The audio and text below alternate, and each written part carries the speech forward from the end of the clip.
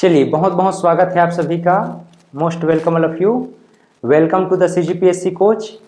आज हम छत्तीसगढ़ के एक नए अध्याय पर बात करेंगे, क्लास 6।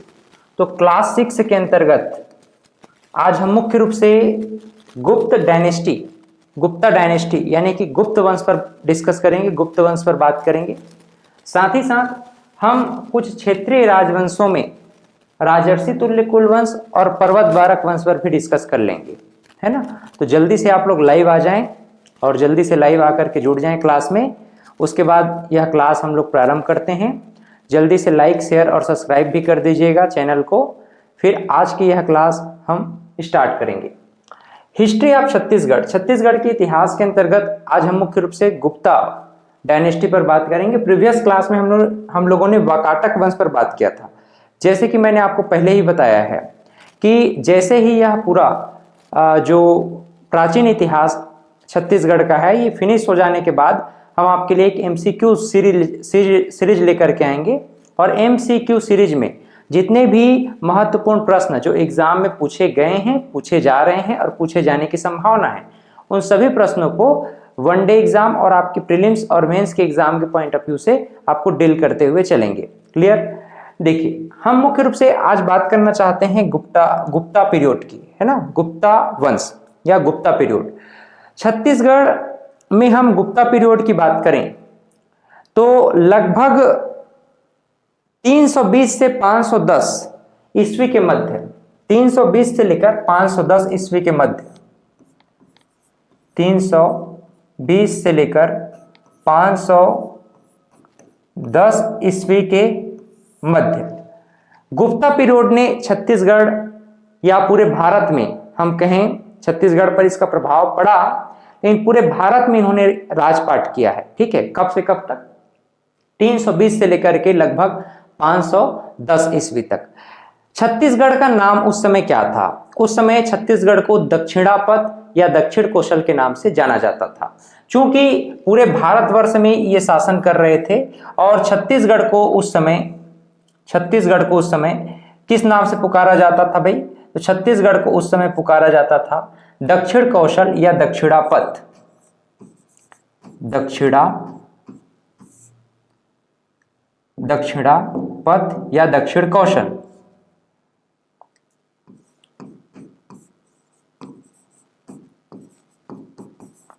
दक्षिणापथ या दक्षिण कौशल, ठीक है, ध्यान रखिएगा।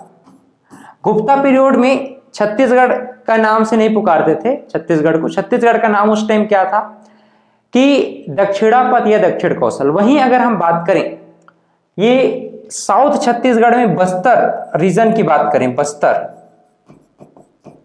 तो बस्तर रीजन को किस नाम से पुकारते थे? बस्तर रीजन को महाकांतार बोलते थे, महाकांतार।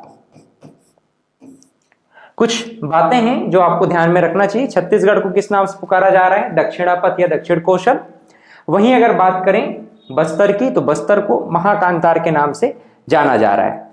छत्तीसगढ़ में गुप्ता पीरियड की जानकारी हमें कैसे मिलती है या किन साक्ष्यों से हमें इनकी जानकारी मिलती है? तो दुर्ग में, बानाबरद दुर्ग में हमें समुद्रगुप्त के 20, चंद्रगुप्त के कुछ हमें 40 सिक्के पिटाईवल्द रायपुर से प्राप्त होते हैं। इस कारण से हम कह सकते हैं कि छत्तीसगढ़ में कहीं ना कहीं शासन रहा होगा गुप्ता पीरियड का, है ना। तो हम एविडेंसेस की बात करें, साक्ष्य की बात करें छत्तीसगढ़ में, भारत के संदर्भ में अगर हम गुप्ता पीरियड को जानना चाहें तो बहुत बृहद चैप्टर है। हम छत्तीसगढ़ के संदर्भ में गुप्ता पीरियड को समझना चाहते हैं, जानना चाहते हैं, इससे संबंधित जो भी प्रश्न बनते हैं उसको हम समझना चाहते हैं। तो अगर हम एविडेंसेस की बात करें, साक्ष्य की बात करें, तो एक तो साक्ष्य हमें कहां से मिलेगा? हरिसेन कृत प्रयाग प्रशस्ति से, हरिसेन कृत प्रयाग प्रशस्ति से, ठीक है, हरिसेन कृत प्रयाग प्रशस्ति से, प्रयाग प्रशस्ति से। तो एक तो जानकारी हमें कहां से मिल रही है, हरिशरण कृत प्रयाग प्रशस्ति से। दूसरा हमें कुछ सिक्के प्राप्त होंगे, कुछ कॉइन्स प्राप्त होंगे, देयर आर सम कॉइन्स। तो ये कॉइन्स कहां कहां से प्राप्त हुए, एक तो बानाबरत दुर्ग से प्राप्त हुआ है और दूसरा पिटाईवल्द रायपुर से। ठीक है, दो प्लेसेस ध्यान में रखिएगा, एक तो बानाबरत,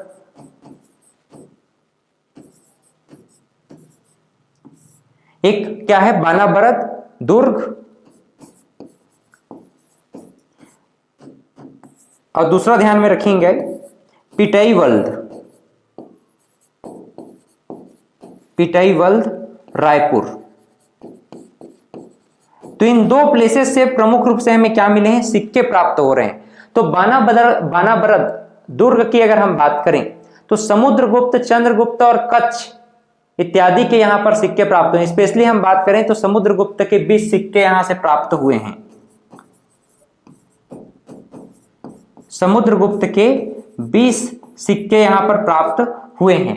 और अगर हम पिटाईवल्द की बात करें तो पिटाईवल्द में भी हमें कुछ 40 सिक्के 40 कॉइन्स हमें प्राप्त हो जाते हैं। तो इस प्रकार से हम देखते हैं कि प्रयाग प्रशस्ति, हरिशरण कृत प्रयाग प्रशस्ति, और वहीं हम बात करें बानाबरत समुद्रगुप्त की जहां 20 सिक्के हमें प्राप्त हुए हैं, इन सभी साक्ष्यों से पता चलता है कि छत्तीसगढ़ कहीं ना कहीं अधीन रहा होगा गुप्त साम्राज्य का। दूसरी बात आपको यह भी ध्यान में रखना चाहिए कि इनके समकालीन कौन थे। अगर हम देखें छत्तीसगढ़ के जो प्रीवियस क्लासेस में हम लोगों ने राजवंशों पर डिस्कस किया है, तो यहां पर आपको ध्यान में रखना चाहिए कि जो गुप्ता पीरियड था, गुप्ता डायनेस्टी था, इसके समकालीन कौन थे, है ना, समकालीन शासक कौन थे। तो हम लोगों ने पढ़ा है समकालीन शासक कौन है, वाकाटक साम्राज्य, वाकाटक राजा, वाकाटक साम्राज्य।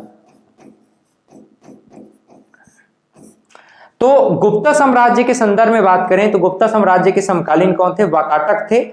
और किसके बाद गुप्ता पीरियड आता है, तो मौर्य, मौर्योत्तर काल के पश्चात हम लोग देखते हैं कि गुप्ता पीरियड का समय आता है। और गुप्ता पीरियड एक प्रकार से राष्ट्रीय एकीकरण करने में, पुनः भारत को एक साथ जोड़ने में अपनी अहम भूमिका निभाता है। जनरली अर्ली 4th सेंचुरी से लेट 6th सेंचुरी तक हम इस राजवंश को समझने का प्रयास करते हैं। अर्ली 4th सेंचुरी यानी कि हम कह सकते हैं 4th सेंचुरी के लगभग, 4th सेंचुरी से लगभग 6th सेंचुरी मतलब 6वीं शताब्दी। तो 4th सेंचुरी से लेकर 6th सेंचुरी तक,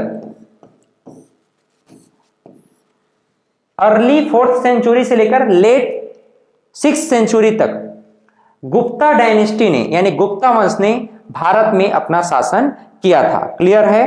तो इसके विषय में थोड़ा सा और हम लोग जानकारी इकट्ठा करना चाहेंगे, कुछ चीजों को और समझना चाहेंगे। गुप्ता पीरियड आप लोग कमेंट करते जाइए जल्दी से, साउंड एंड पिक्चर क्लैरिटी सही है या नहीं, आप लोग को सुनाई दे रहा है बढ़िया से, कमेंट कर दीजिए। समझ में आ रहा है तो लाइक शेयर जल्दी करते जाइए।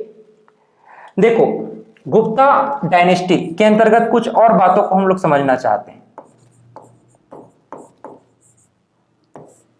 गुप्ता डायनेस्टी के अंतर्गत हम कुछ और बातों को समझना चाहते हैं, जैसे कि पहली बात तो प्राचीन भारत का प्रमुख राजवंश है। पहली बात तो यही याद में रखना है आपको, यह है जो है ना प्राचीन भारत का प्रमुख राजवंश है, प्राचीन भारत का प्रमुख राजवंश,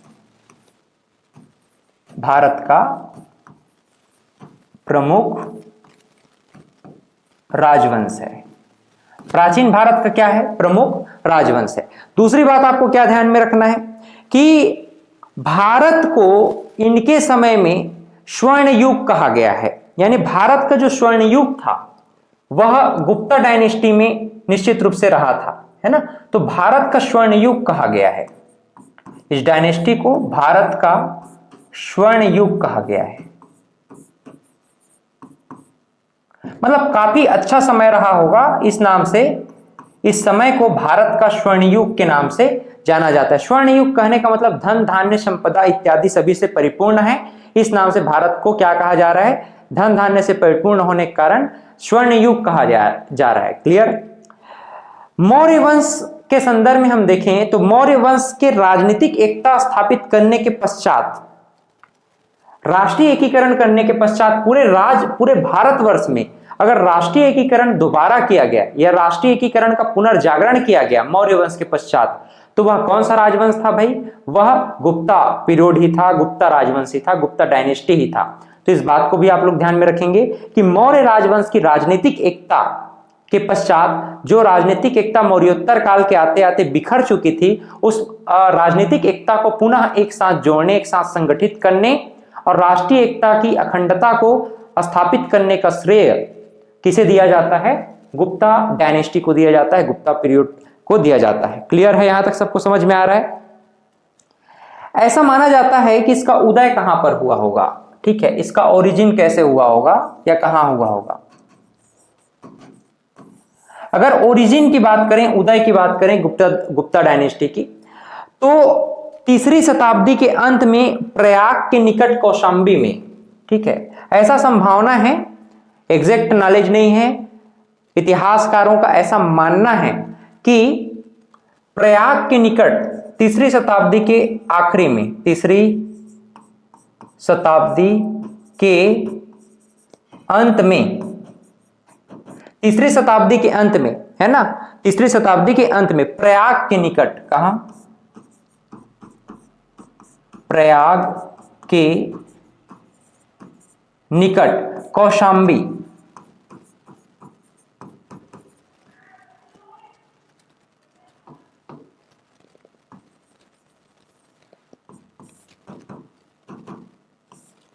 हम देख रहे हैं कि 3री शताब्दी के अंत में प्रयाग के निकट कौशांबी में इसका उदय निश्चित रूप से हुआ रहा होगा। कुल मिलाकर के हम लोग बात कर रहे हैं कि कौशांबी यूपी वाला जो एरिया है, यूपी है ना, तो यूपी क्षेत्र में थोड़ा सा और ऊपर हमको जाना पड़ेगा, ये यूपी, ठीक है। तो यूपी कौशांबी में हम देखते हैं कि इस क्षेत्र में ही इस राजवंश का, गुप्ता डायनेस्टी का जो है उदय रहा होगा। अच्छा, दूसरी तीसरी इसमें बातें और ये हो सकती है कि एक तो यूपी हो गया, यूपी, और दूसरा है बिहार, यूपी और बिहार। वर्तमान के दृष्टिकोण से हम लोग इसको समझना चाह रहे हैं, यूपी और बिहार। तो यूपी और बिहार में इन्होंने अपनी प्रारंभिक राजधानी बनाई होगी। इनकी जो प्रारंभिक राजधानियां थी, प्रारंभिक क्षेत्र या प्रारंभिक राज्य क्षेत्र आप कह सकते हैं, तो प्रारंभिक क्षेत्र इनका वास्तव में कहां था? यूपी और बिहार क्षेत्र तक सीमित था।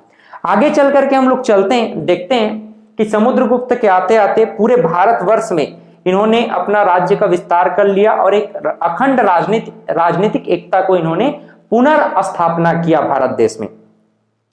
ऐसा माना जाता है कि इसके जो प्राचीनतम राजा थे या प्रथम राजा थे, प्रथम शासक,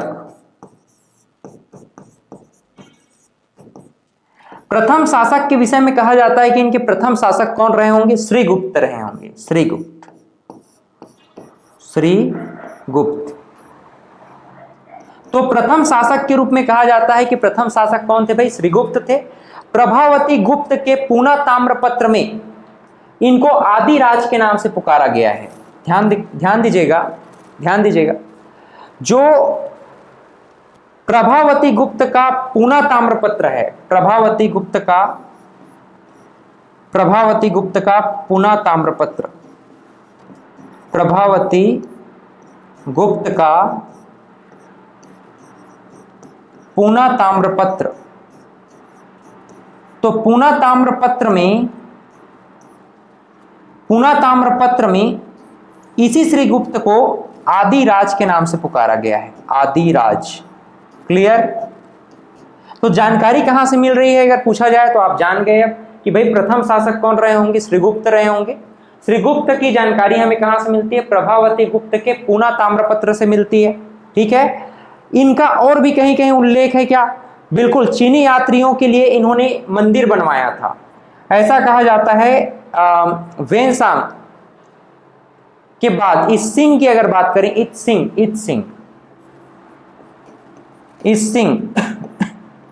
भी कौन थे भाई? इत्सिंग भी चीनी यात्री थे।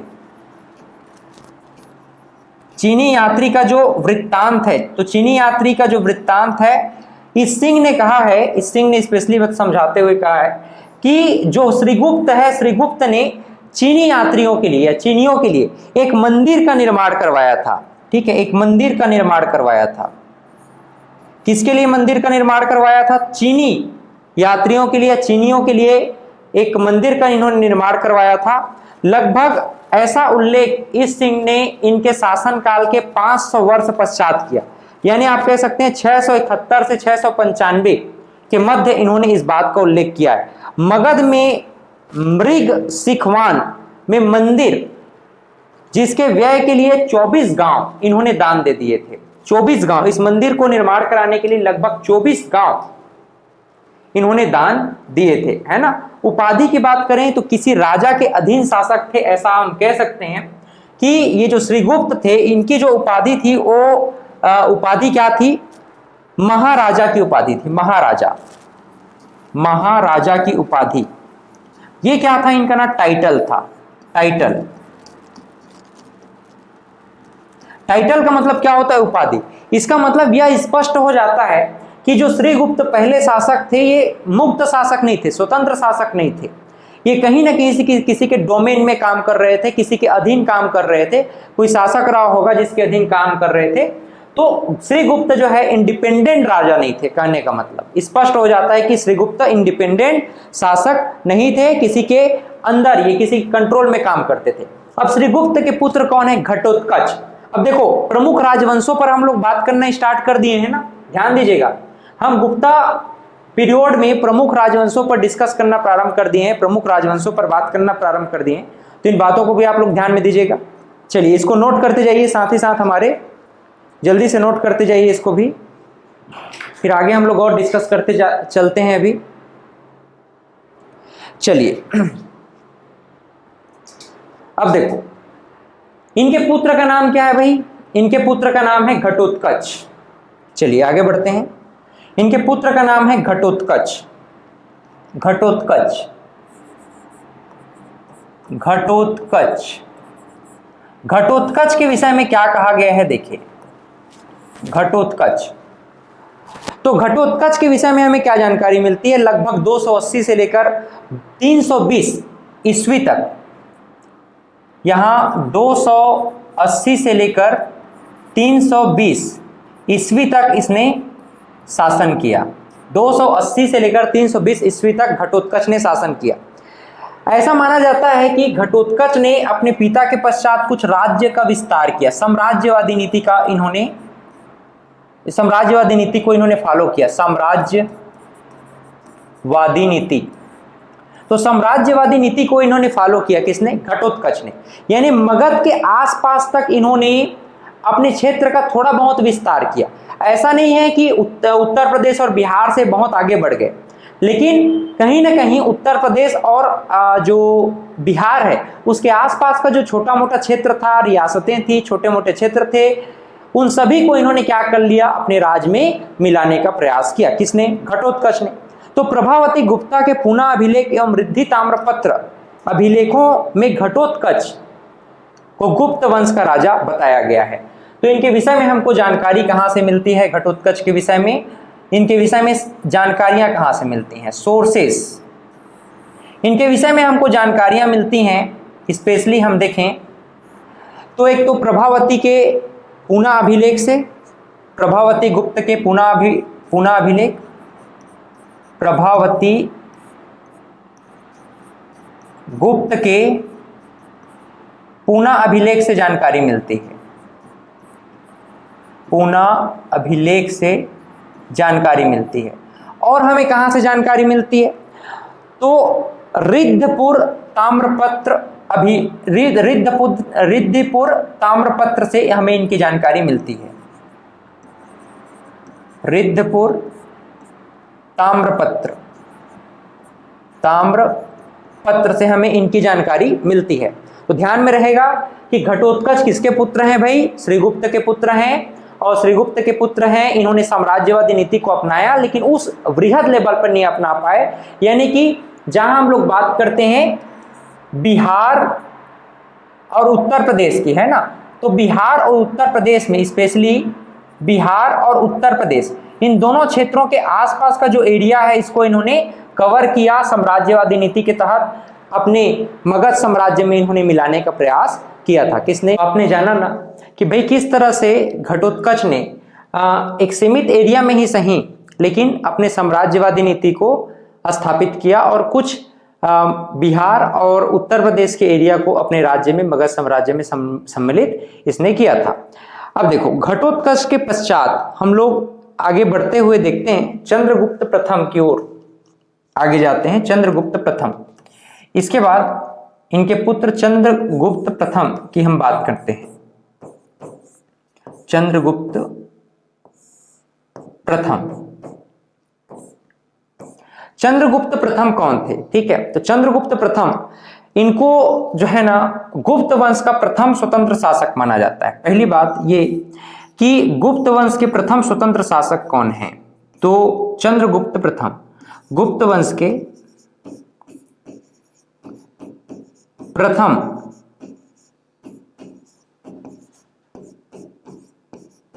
स्वतंत्र शासक।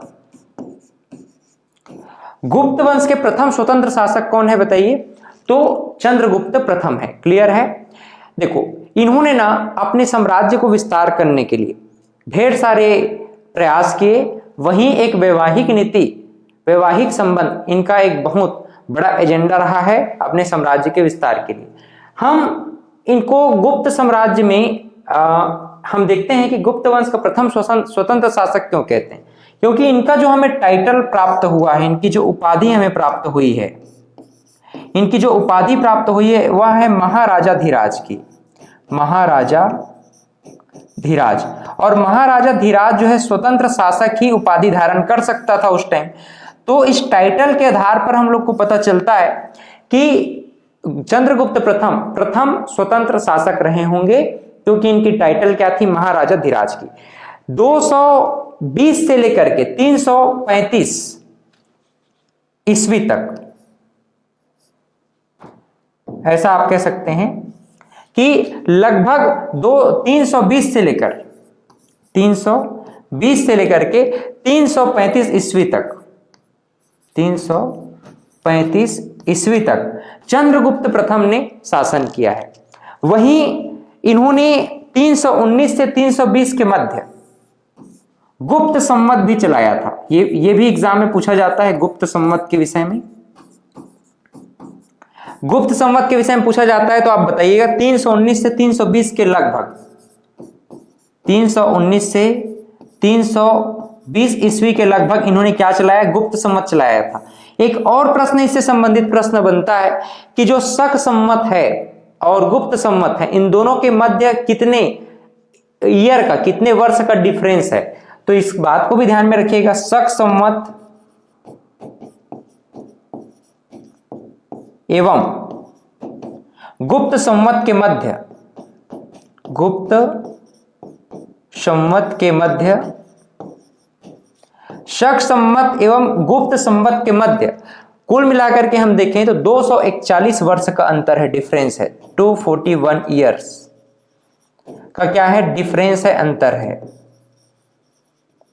ठीक है, इस बात को भी आप लोग ध्यान में रखिएगा कि ये एग्जाम में पूछा जा सकता है कि गुप्त संवत और शक संवत के मध्य कुल कितने वर्षों का अंतर है? तो आप बताएंगे 241 वर्ष का अंतर है। गुप्त संवत 319-20 में इन्होंने चलाया था। चंद्रगुप्त प्रथम गुप्त वंश के प्रथम स्वतंत्र शासक रहे हैं। इन्होंने टाइटल लिया था क्या? उपाधि क्या लिया था? महाराजा धीराज की। 320 से लेकर 335 ईस्वी के मध्य इन्होंने शासन किया।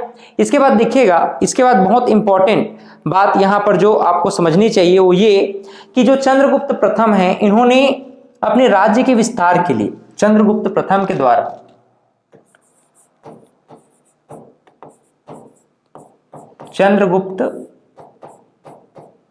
के द्वारा अपने राज्य विस्तार के लिए क्या प्रयास किया गया? तो चंद्रगुप्त प्रथम ने अपने राज्य विस्तार के लिए वैवाहिक संबंध स्थापित किए। साम्राज्यवादी नीति का ये पालन कर रहे थे, साम्राज्यवादी नीति का ये पालन कर रहे थे। इसके लिए इन्होंने वैवाहिक संबंध स्थापित किए, वैवाहिक संबंध स्थापित किए। वैवाहिक संबंध किस राजवंश से स्थापित किए? तो ध्यान दीजिएगा, इन्होंने वैवाहिक संबंध स्थापित किए लिच्छवी राजवंश से। तो लिच्छवी राजकुमारी से इन्होंने शादी किया था, विवाह किया था। लिच्छवी राजकुमारी, इनका विवाह जो है लिच्छवी राजकुमारी के साथ हुआ था। लिच्छवी राजकुमारी के साथ इनका विवाह हुआ। लिच्छवी राजकुमारी कौन? तो कुमार देवी, कुमार देवी। तो लिच्छवी राजकुमारी कुमार देवी के साथ इनका विवाह हुआ था। वैवाहिक संबंध के पश्चात साम्राज्यवादी नीति को फॉलो करते हुए ये लिच्छवी और वैशाली दोनों साम्राज्य को मगध में मिला लिए। ठीक है, ये मगध में शामिल कर लेते हैं, मगध में शामिल कर लेते हैं। कौन कौन से राज्य को शामिल कर लेंगे? एक तो लिच्छवी को, लिच्छवी को मगध में शामिल कर लेंगे और साथ ही साथ वैशाली को भी ये मगध में शामिल कर लेते हैं। तो साम्राज्यवादी नीति के तहत हम देखते हैं, पहली बात तो इन्होंने वैवाहिक संबंध स्थापित किए लिच्छवी राजकुमारी कुमार देवी से, साथ ही साथ इन्होंने लिच्छवी राज्य को मगध में सम्मिलित किया और वैशाली को भी मगध में सम्मिलित किया। इस प्रकार से राज्य का विस्तार होने लगा। ऐसा माना जाता है कि इन्होंने लगभग नेपाल तक पूरा, है ना,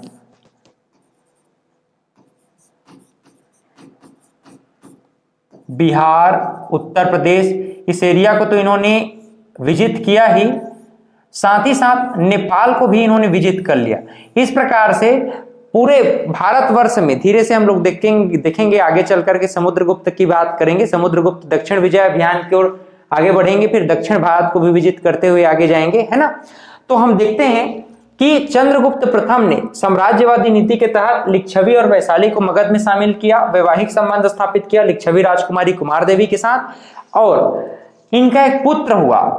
ठीक है, इनका एक पुत्र हुआ और यह पुत्र कोई साधारण पुत्र नहीं था। इनका नाम था समुद्रगुप्त। क्या नाम था भाई? Samudragupta. Very very important personality रहे हैं समुद्रगुप्त। समुद्रगुप्त को आपको विशेष करके ध्यान में रखना है और समुद्रगुप्त से ही यहां आपके एग्जाम में प्रश्न पूछते हैं। ठीक है, तो समुद्रगुप्त के विषय में हम लोग अभी पढ़ेंगे। समुद्रगुप्त के ने आगे चल करके किस प्रकार से साम्राज्य का विस्तार किया है, इनके पुत्र समुद्रगुप्त के विषय में हम लोग अब जानना चाहते हैं। आगे देखिए, समुद्रगुप्त,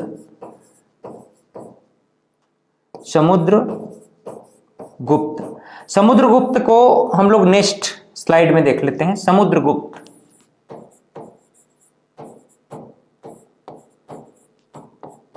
समुद्रगुप्त, जहां हम समुद्रगुप्त की बात करते हैं तो समुद्रगुप्त ने दक्षिण कौशल को विजिट किया था। इन्होंने एक अभियान चलाया था, ध्यान दीजिएगा। इन्होंने कुमार देवी और चंद्रगुप्त प्रथम के पुत्र हैं, कौन? समुद्रगुप्त। इन्होंने एक अभियान चलाया था। इस अभियान का नाम क्या है? दक्षिण विजय अभियान। ठीक है, दक्षिण विजय अभियान। और दक्षिण विजय अभियान के तहत इन्होंने एक पॉलिसी बनाया, एक नीति बनाई। इस पॉलिसी को कहा जाता है दक्षिण मोक्षानुग्रह नीति।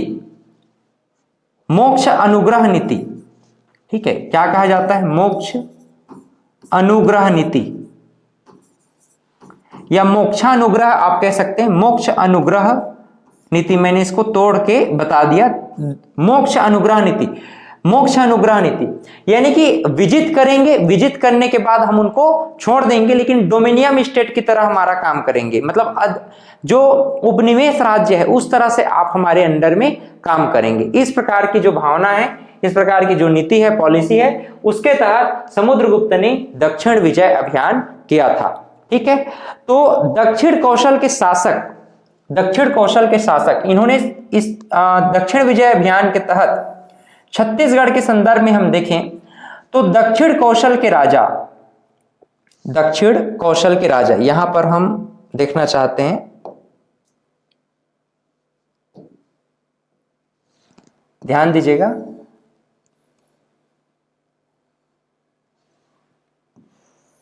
ये हम इसको डिवाइड कर दिए इस प्रकार से, और यहां पर इसके हम एक और संभाग बना लेते हैं। ठीक है, ये कंप्लीट हो गया। तो ये अपना छत्तीसगढ़।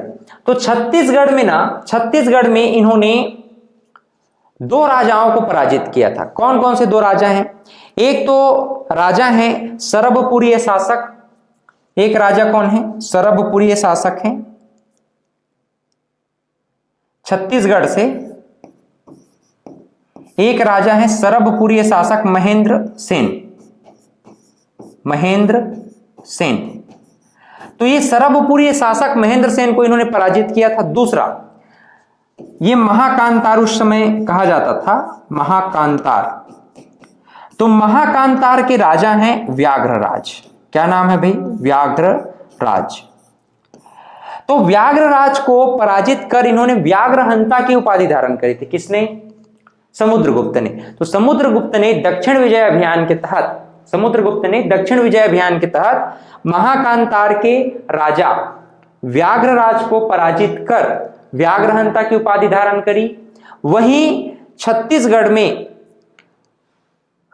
महेंद्र सेन को पराजित कर, जो कि संभवतः सरभपुरी शासक थे, तो संभवतः सरभपुरी शासक महेंद्र सेन को पराजित कर इन्होंने छत्तीसगढ़ में विजय प्राप्त किया था।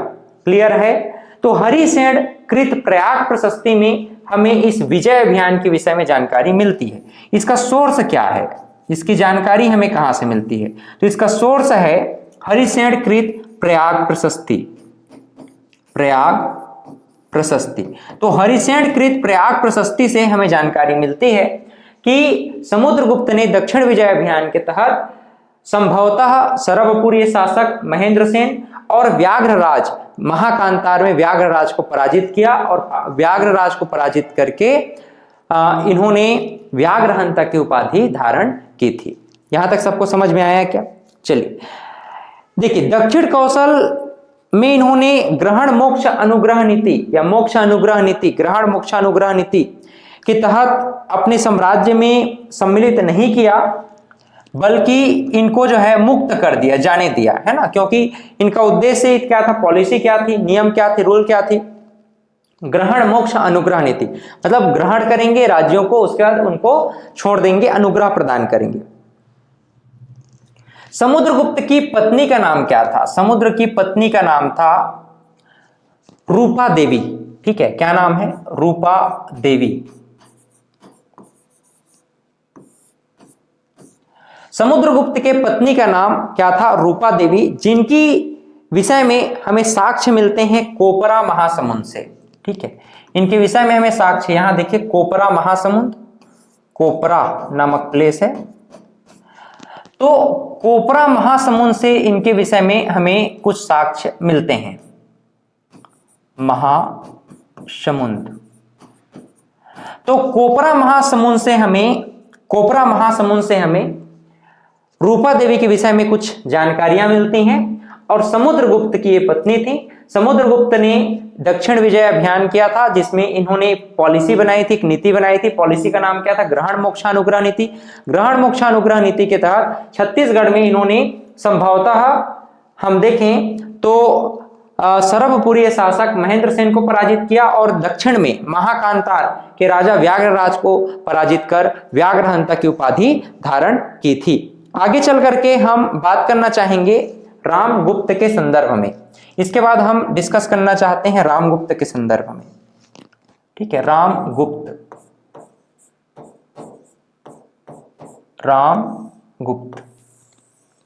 अब देखिए, रामगुप्त के विषय में भी बहुत सारी इंफॉर्मेशन है जो आपको ध्यान में बिल्कुल रखना चाहिए। रामगुप्त का जो सिक्का है हमें 1972 में प्राप्त हुआ है दुर्ग के बानाबरस से। पहली बात तो रामगुप्त के विषय में हमें जो सोर्स जानकारियां मिलती हैं वो बानाबरद दुर्ग से मिलता है। बानाबरद दुर्ग से, यहां से हमें क्या प्राप्त हुआ है भाई? सिक्के प्राप्त हुए हैं, क्वाइंस प्राप्त हुआ है। ठीक है, बानाबरद दुर्ग से हमें क्वाइंस मिला है, सिक्का मिला है। वहीं एक सिक्का जो है कांच समुद्रगुप्त का मिला है, कांच का सिक्का मिला है जो समुद्रगुप्त का है, एक कुमारगुप्त और शेष जो है विक्रमादित्य के। तो क्वाइंस मिला है रामगुप्त के संदर्भ में। तो हम यहां पर देखते हैं कि क्वाइंस किनके किनके विषय में है। तो एक सिक्का जो है कांच का समुद्रगुप्त का मिला है, साथ ही साथ एक सिक्का कुमार गुप्त का है और शेष सिक्का विक्रमादित्य का है, और कुछ सिक्के हम देखते हैं रामगुप्त के भी हमें प्राप्त होते हैं। चंद्रगुप्त द्वितीय की अगर हम बात करें, चंद्रगुप्त द्वितीय, देखिए चंद्रगुप्त द्वितीय,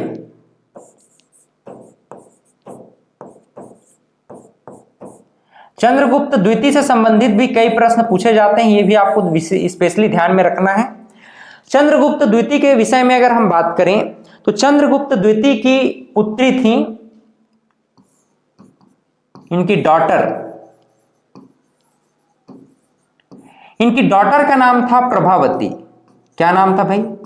प्रभावती। तो प्रभावती का विवाह किसके साथ हुआ? प्रभावती का विवाह हुआ था रुद्रसेन के साथ। रुद्रसेन कौन से वंश के राजा थे? वाकाटक वंश के। रुद्रसेन की मृत्यु हो जाती है, आप लोग जानते हैं। तो संरक्षक शासिका के रूप में ये आगे अपनी भूमिका अदा करती हैं रुद्रसेन। तो रुद्रसेन के साथ इनका जो है विवाह हुआ था, ये हमें जानकारियां प्राप्त होती हैं कि चंद्रगुप्त द्वितीय की जो पुत्री हैं जिनका नाम है प्रभावती, तो प्रभावती का विवाह रुद्रसेन द्वितीय के साथ होता है। रुद्रसेन की मृत्यु हो जाती है आगे चलकर। तो प्रभावती ने ही संरक्षिका के रूप में शासन किया था कुछ वर्षों तक। खरसिया के पास एक गांव में चंद्रगुप्त विक्रमादित्य के धनुर्धारी स्वर्ण सिक्के हमें प्राप्त होते हैं। लेकिन स्पेशली आपको ये बात ध्यान में रखना है, ये प्रश्न पूछा जाता है, वाकाटक नरेश रुद्रसेन के साथ चंद्रगुप्त द्वितीय की पुत्री प्रभावती का विवाह हुआ था। आगे बढ़ते हैं। आगे बढ़ते हुए हम बात करना चाहेंगे कुमारगुप्त की। कुमारगुप्त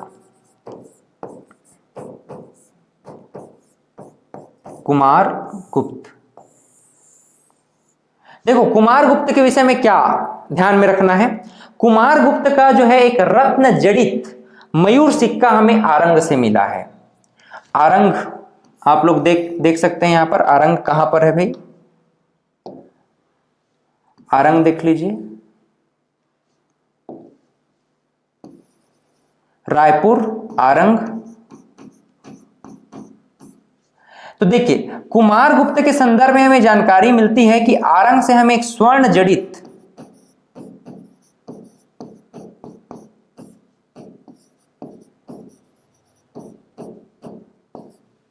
आरंग से हमें क्या प्राप्त मिला है? स्वर्ण जड़ित एक सिक्का प्राप्त हुआ है। इस सिक्के में परम भागवत महाराजाधिराज श्री कुमार गुप्त महेंद्रादित्य अंकित है। तो इसमें क्या अंकित है? देखो इस सिक्के में कुछ अंकित किया गया है, कुछ लिखा गया है। वह क्या लिखा गया है? परम भागवत महाराजाधिराज, परम भागवत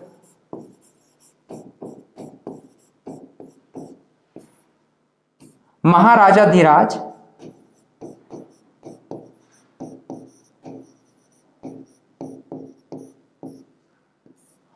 परम भागवत महाराजाधिराज श्री कुमार गुप्त, श्री कुमार गुप्त, श्री कुमार गुप्त महेंद्रादित्य, महेंद्रादित्य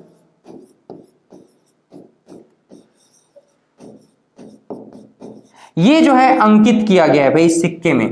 तो ये आपको इंपॉर्टेंट है, ध्यान में रखना है कि कुमारगुप्त के विषय में हमें आरंग से एक स्वर्ण जड़ित सोने का सिक्का हमें मिला है, स्वर्ण जड़ित एक सिक्का प्राप्त हुआ है। इस सिक्का में क्या अंकित है? परम भागवत, परम भागवत।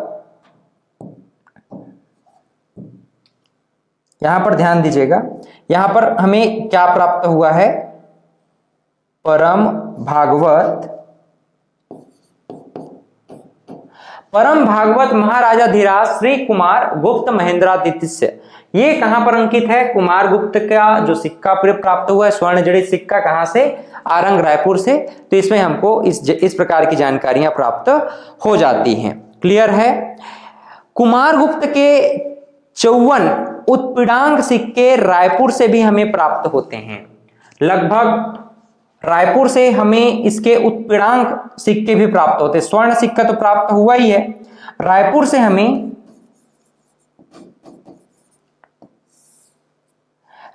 हमें कुछ उत्पीड़ांक सिक्के भी प्राप्त हुए हैं।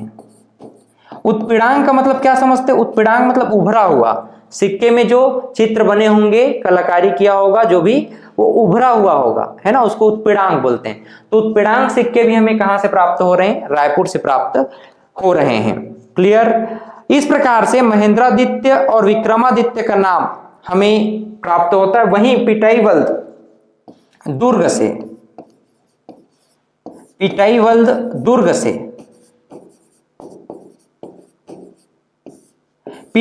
दुर्ग से भी हमें लगभग 40 सिक्के प्राप्त होते हैं।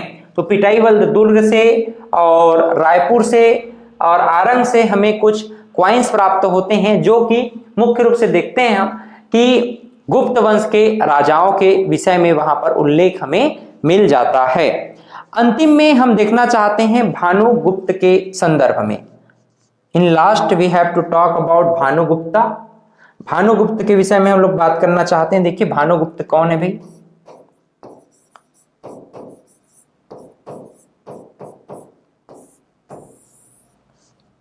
तो भानुगुप्त के विषय में अगर हम बात करें तो भानुगुप्त का जो एरण अभिलेख है 510 ईस्वी पूर्व में सरभ वंशीय राजा सरभ राज का यहां वर्णन मिल जाता है। तो भानुगुप्त का एक अभिलेख है जिसको हम एरण अभिलेख कहते हैं। एरण अभिलेख, भानुगुप्त के एरण अभिलेख से हमें इनके विषय में जानकारी मिलती है। इनका सोर्स ऑफ नॉलेज क्या है? सोर्स नॉलेज क्या है? तो एरण अभिलेख से हमें भानुगुप्त के विषय में जानकारी मिलती है कि 510 ईस्वी में सरभपुरी राजा सरभ राज के विषय में इन्होंने एरण अभिलेख में उत्कीर्ण करवाया था। इस नाम से हमें इनका जो एरण अभिलेख है यहां से भानुगुप्त के विषय में जानकारियां मिल जाती हैं। कई बार प्रश्न पूछा जाता है, वेरियस टाइप ऑफ क्वेश्चंस आपसे पूछ दिए जाते हैं, जैसे कि कुछ प्रमुख स्थल के नाम बताएं जो कि गुप्तकालीन रहे होंगे। तो कुछ प्रमुख स्थल पर हम लोग अभी बात कर लेना चाहेंगे जो कि गुप्त काल से संदर्भित रहे हैं। जैसे कि कौन कौन से प्रमुख स्थल हैं, देखिएगा। इसे हम डिवीजन में बांट देते हैं। कितने डिवीजन है आप लोग जानते हैं ना? छत्तीसगढ़ को कितने डिवीजन में बांटा गया है? Everyone know about this? सब लोग जान रहे हो। 5 डिवीजन में बांटा गया है, सरगुजा, बिलासपुर, दुर्ग, रायपुर और बस्तर। तो कुछ गुप्तकालीन स्थल हैं, इनको भी आप लोग जान लीजिए। गुप्तकालीन प्लेसेस, गुप्तकालीन स्थल।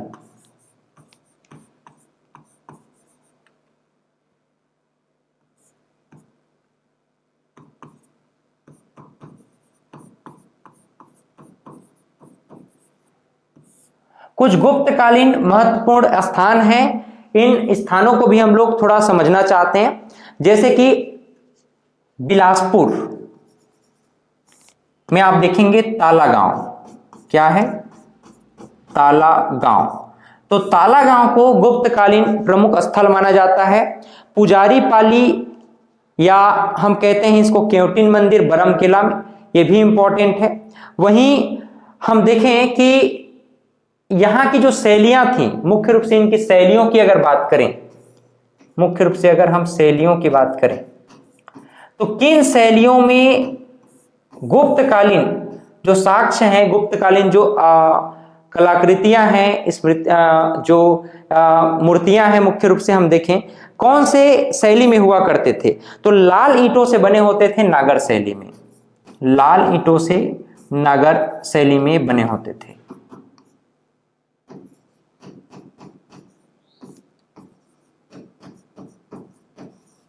ठीक है, तो नागर शैली में मुख्य रूप से ये बने होते थे, तो ये बात भी आप लोग को ध्यान में रखना है। ऐसा माना जाता है कि जो गुप्तकालीन शैलियां रही हैं, चाहे वह कलाकृति के रूप में हो, साहित्य के क्षेत्र में हो, ये भारत का एक प्रकार से स्वर्ण काल रहा होगा, ऐसी हमें मान्यता देखने को मिलती है।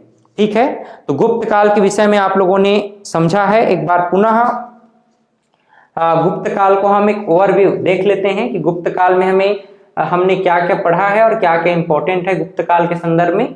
जैसे कि हम लोगों ने अभी जाना कि भाई जो गुप्त वंश है लगभग 320 से 510 ईस्वी तक यहाँ प्रमुख रूप से राजाओं ने शासन किया है।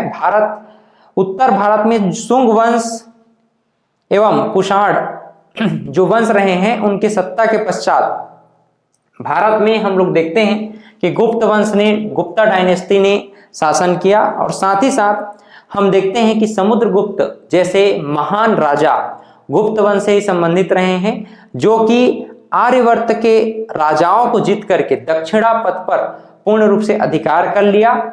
और समुद्रगुप्त को हम देखते हैं कि भारत का नेपोलियन भी कह दिया जाता है।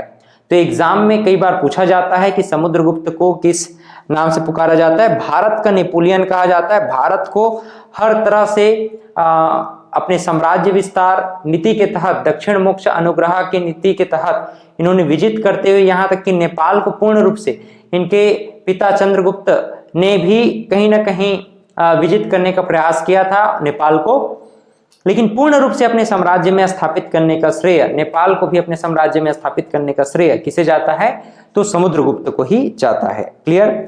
बस्तर और सिहावा जंगली क्षेत्र में हम देखते हैं, हम लोगों ने पढ़ा है कि बस्तर में जो महाकांतार है, महाकांतार में समुद्रगुप्त ने आगे चल करके दक्षिण विजय अभियान के तहत यहाँ के राजा व्याघ्रराज को पराजित कर दिया था। और व्याघ्रराज को पराजित करने के पश्चात व्याघ्रहंता की उपाधि धारण करी थी। वहीं संभवतः सरबपुरीय जो शासक थे महेंद्र सेन, तो महेंद्र सेन को भी इन्होंने पराजित किया था। इन महत्वपूर्ण बातों पर हम लोगों ने डिस्कस किया है। परम भागवत महाराजाधिराज श्री कुमार गुप्त महेंद्रादित्य जैसे जो अंकन है, इस प्रकार का जो श्लोक है, ये हमें आरंग से प्राप्त स्वर्ण जड़ित सिक्के में प्राप्त हो जाते हैं। पिटाईवल्द में हम लोगों ने देखा है, पिटाईवल्द दुर्ग में लगभग 40 सिक्के हमें प्राप्त हो जाते हैं। ठीक, वही 215 उत्पीड़ांक जो सिक्के हैं कुमार गुप्त के हमें प्राप्त हुए हैं खैरताल रायपुर से। तो ये इंपॉर्टेंट हो जाता है आपके एग्जाम के पॉइंट ऑफ व्यू से, इनको आप लोग ध्यान में रखेंगे भाई। कुमार गुप्त के विषय में हम लोगों ने पढ़ा है कि कुमार गुप्त के उत्पीड़ांक मुद्राएं प्राप्त होती हैं। लगभग हम खैरताल रायपुर की बात करें तो खैरताल रायपुर से लगभग 215 खैरताल रायपुर से हमें खैरताल रायपुर, तो खैरताल रायपुर से हमें लगभग 215 उत्पीड़ांक मुद्रा कुमार गुप्त के विषय में भी जानकारी मिलती है। इनके विषय में, इनके सिक्कों के विषय में जानकारियां मिलती हैं। ठीक है, तो उम्मीद करता हूं कि आपको ये जो मतलब स्पेशली हमने अभी डिस्कस किया है गुप्त वंश के विषय में, तो गुप्त के वंश के विषय में आपको पूर्ण रूप से जानकारी प्राप्त हो पाई होगी। इसके बाद हम एक क्षेत्रीय राजवंश के विषय में आपको थोड़ा सा डिस्कस करना चाहते हैं। क्षेत्रीय राजवंश में हम मुख्य रूप से आज राजर्षि तुल्य कुल वंश पर बात कर लेते हैं।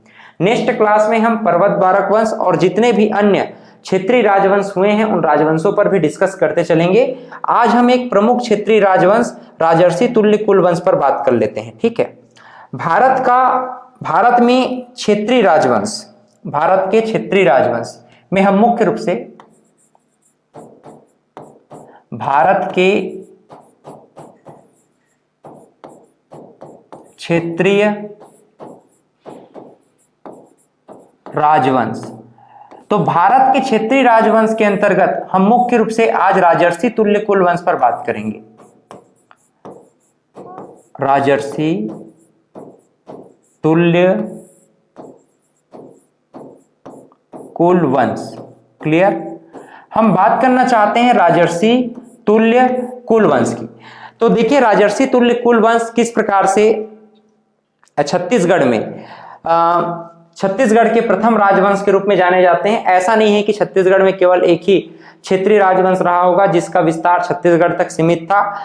राजर्षि तुल्य कुलवंश, सरबपुरी वंश, पांडु वंश, आपके बाण वंश हो गए, वहीं आपके फणिनाग वंश, कलचुरी, मराठा और मराठा राजवंश के अलावा हम लोग देखते हैं कि कुछ और भी राजवंश रहे जो छत्तीसगढ़ में अपना क्षेत्रीय विस्तार किए थे। लेकिन मूल रूप से अगर छत्तीसगढ़ में विस्तृत राजवंशों की बात करें तो राजर्षि तुल्य कुलवंश, वहीं हम छिंदक नागवंश, काकती वंश, नल वंश इत्यादि की बात आगे चल करके करेंगे। ठीक है, first at all we have to talk about राजर्षि तुल्य कुलवंश। राजर्षि तुल्य कुलवंश के विषय में हम कुछ महत्वपूर्ण जानकारियों को जानना चाहते हैं, जैसे 4वीं से 6वीं शताब्दी के मध्य, 4वीं से 6वीं शताब्दी के मध्य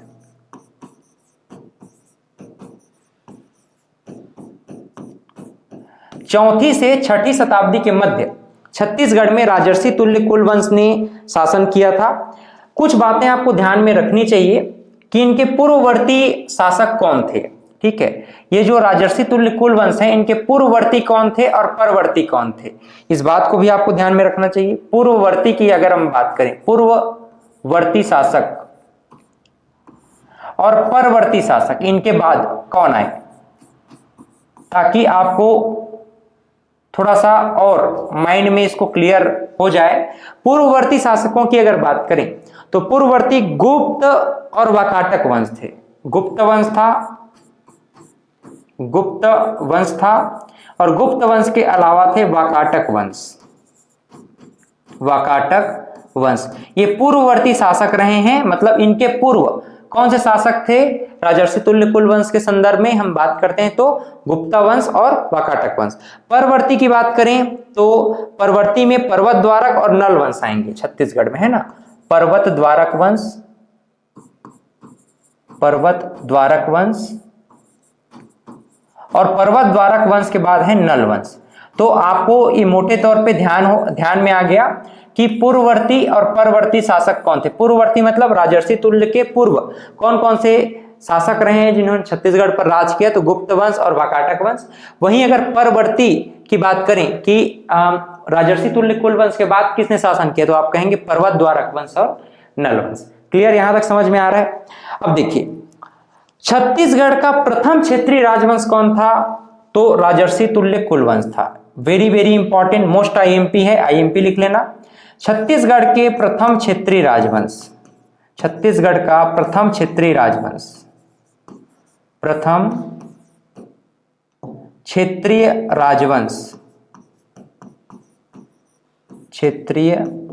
राजवंश, ये आपके एग्जाम के पॉइंट ऑफ व्यू से मोस्ट आईएमपी है।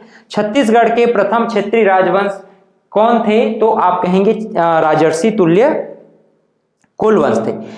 भारत के दक्षिण कौशल क्षेत्र में इन्होंने अपना शासन किया था। राजर्षि तुल्य कुलवंश को सूर राजवंश भी कहा जाता है, क्योंकि इनके जो प्रथम राजा थे, संस्थापक थे, उनका नाम था सूरा। इसी नाम से इस राजवंश को हम सूरा राजवंश या सूर राजवंश के नाम से भी जानते हैं, सूर राजवंश के नाम से भी जानते हैं। ठीक, तो कंफ्यूज होने की आवश्यकता नहीं है। अगर आपसे पूछा जाए सूरा राजवंश या सूर राजवंश किसे कहते हैं, तो राजर्षि तुल्य कुलवंश जो कि छत्तीसगढ़ का प्रथम क्षेत्रीय राजवंश रहा है, इसे ही हम सूर राजवंश के नाम से जानते हैं। ये जो राजर्षि तुल्य कुलवंश हैं, इनकी राजधानी कहाँ थी, कैपिटल ऑफ राजर्षि तुल्य कुल डायनेस्टी, इनकी राजधानी कहाँ थी। ठीक है, तो राजधानी के संदर्भ में आप लोग ध्यान में रखेंगे छत्तीसगढ़ में आरंग यानी रायपुर की हम लोग बात कर रहे हैं कि नहीं, हम बात कर रहे हैं रायपुर की।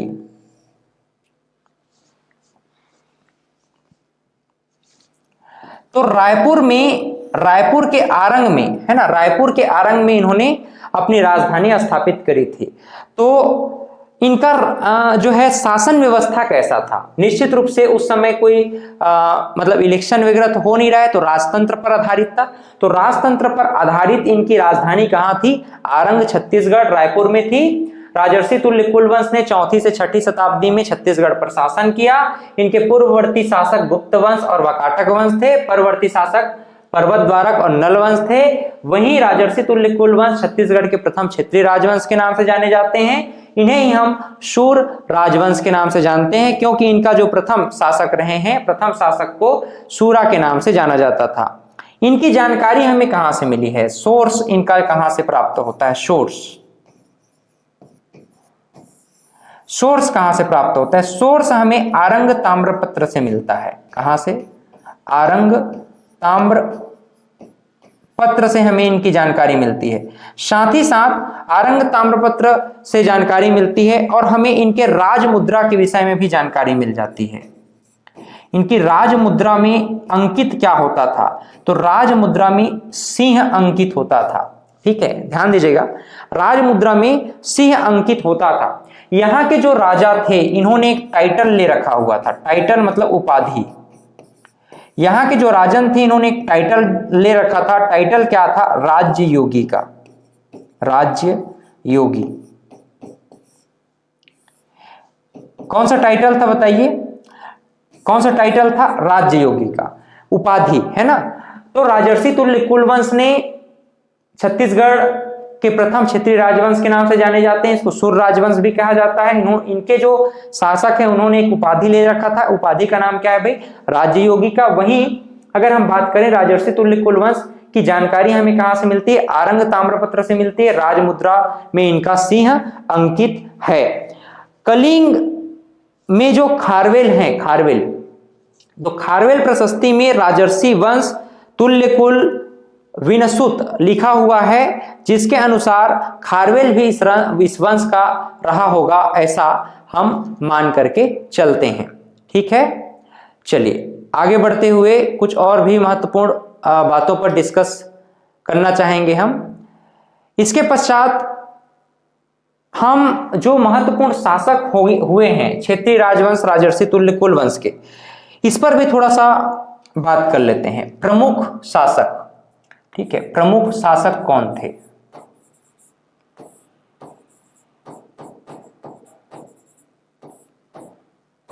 इस राजवंश से संबंधित प्रमुख शासक कौन थे? देखिएगा, प्रमुख शासकों के विषय में हम देखें तो इसमें जो प्रथम शासक का नाम आता है उनका नाम है शूरा। क्रमशः हम सभी शासकों को देख लेते हैं। पहले शूरा के बाद आप ध्यान में रखेंगे दैत्य प्रथम, दैत्य प्रथम, और वहीं दैत्य प्रथम के बाद विभीषण, फिर भीमसेन प्रथम, विभीषण, फिर भीमसेन प्रथम, भीमसेन प्रथम। ये सब जानकारी आपको कहां से मिल रही है जरा बताओ? ये सभी के सभी जानकारी हमको प्राप्त हो रही है आरंग ताम्रपत्र से। ठीक है, भीमसेन प्रथम, भीमसेन प्रथम के बाद दैत्य द्वितीय, दैत्य द्वितीय, और दैत्य द्वितीय के पश्चात अंतिम में लिखेगा भीमसेन द्वितीय। तो इन सभी शासकों के विषय में हमें जानकारी मिली है राजर्षि तुल्य कुल वंश से संबंधित। जहां हम लोग बात करते हैं स्पेशली सूरा के संदर्भ में, तो सूरा जो है प्रथम शासक माने जाते हैं। सूरा कौन थे? प्रथम शासक थे। सूरा कौन थे? प्रथम शासक थे। इन्हीं के नाम पर इस राजवंश को क्या बोला जाता है? इस राजवंश को सूरा राजवंश या सूर राजवंश भी कह दिया जाता है। ऐसा माना जाता है कि ये जो है ना गुप्त शासकों के अधीन थे, है ना, गुप्त शासकों के अधीन थे या गुप्त साम्राज्य के अधीन थे, ऐसा आप कह सकते हैं। गुप्त साम्राज्य के अधीन थे। ऐसा माना जाता है कि जो शासक हैं गुप्त साम्राज्य के अधीन थे या अधीनता स्वीकार करते थे। प्रथम शासक कौन है? सूरा। इनकी राजधानी कहां थी? आरंग। और राज चिन्ह क्या था? सिंह। राजमुद्रा में भी कौन सा चित्र अंकित होता था? सिंह का। प्रथम शासक था। सोर्स जो है आरंग ताम्रपत्र और इपिग्रिफिका इंडिका ताम्रपत्र से मिला है। इनका जो सोर्स ऑफ नॉलेज है, जानकारी है, जानकारी एक तो हमें आरंग ताम्रपत्र से मिला है, आरंग ताम्रपत्र से जानकारी मिलता है। और कहां से जानकारी मिलता है भाई हमें, तो एपिग्राफिका इंडिका ताम्रपत्र,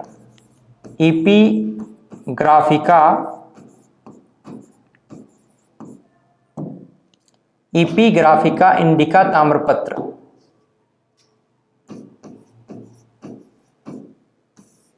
इंडिका ताम्रपत्र। ठीक है, तो ये बात आपको ध्यान में रखना है। सूरा जो है प्रथम शासक थे, कौन से राजवंश के, राजर्षि तुल्य कुलवंश के, और प्रथम शासक है, इनकी जानकारी आरंग ताम्रपत्र से मिलती है, एपिग्राफिका इंडिका ताम्रपत्र से इनके विषय में हमको जानकारियां मिलती हैं। अब देखो, ये गुप्त शासक के अधीन थे, है ना। भीमसेन द्वितीय के विषय में हम लोग कुछ बातें समझना चाहते हैं। भीमसेन द्वितीय के विषय में पहली बात तो ये कि अंतिम शासक थे। कौन थे भाई ये, अंतिम शासक थे। क्लियर। भीमसेन द्वितीय कौन थे, अंतिम शासक थे। एकमात्र एक ताम्रपत्र इन्होंने कहां से जारी किया था, स्वर्ण नदी से जारी किया था। ये भी जानकारियां हमें मिलती है। एक ताम्रपत्र स्वर्ण नदी से इन्होंने जारी किया था, स्वर्ण नदी से इन्होंने जारी किया था। क्लियर। भीमसेन द्वितीय ने अपने माता पिता के पुण्य स्मृति में हरि स्वामी और बोध स्वामी को भट्टपालिका ग्राम इन्होंने दान में दे दिया था। तो इन्होंने एक दान दिया था, गांव को दान दिया था, दान भट्टपालिका गांव को।